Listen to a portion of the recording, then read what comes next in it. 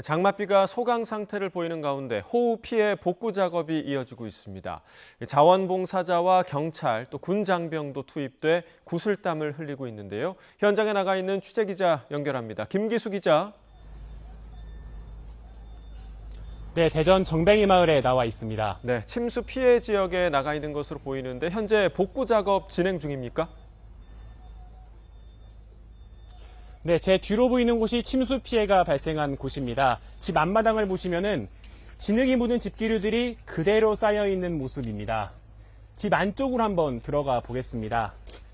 발디딜 틈이 없을 정도로 정리가 되지 않은 모습인데요.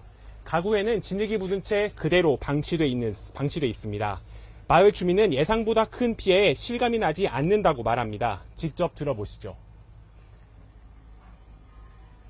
문도 안 열릴 정도로 물은 자꾸 보시다시피 이렇고 어디 들어갈 수가 없었어요. 말로 표현 못 해주면 지금 담담할 뿐이에요 지금. 그리고 실감도 안 나고요.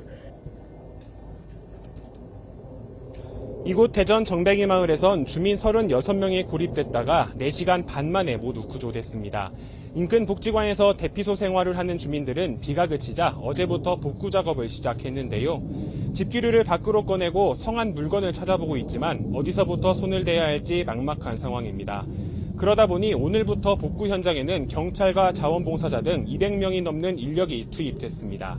하지만 마을 전체가 모두 침수되면서 복구에는 상당한 시간이 소요될 것으로 보입니다.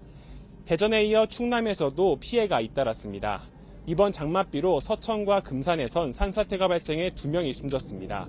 인삼밭은 해천물이 넘치다가 제방 일부가 버티지 못하면서 무너져 피해를 입었고 부여에선 수박 재배하우스가 물에 잠기기도 했습니다. 충남에서만 7,000헥타르가 넘는 농경지가 피해를 본 것으로 잠정 집계됐습니다. 상황이 이렇자 피해 복구 작업에도 속도를 내고 있는데요. 32사단 군장병 460여 명이 투입돼 논산과 서천 지역에서 복구 작업을 벌이고 있습니다. 충남도는 이번 집중호우로 공공시설과 주택 등 700여 곳이 피해를 봤다고 설명했습니다. 잠정 집계된 피해 금액만 500억 원이 넘습니다. 이렇다 보니 김태흠 충남도지사는 이상민 행정안전부 장관과 함께 피해 현장을 둘러본 뒤 정부의 특별 재난지역 선포를 요청했습니다.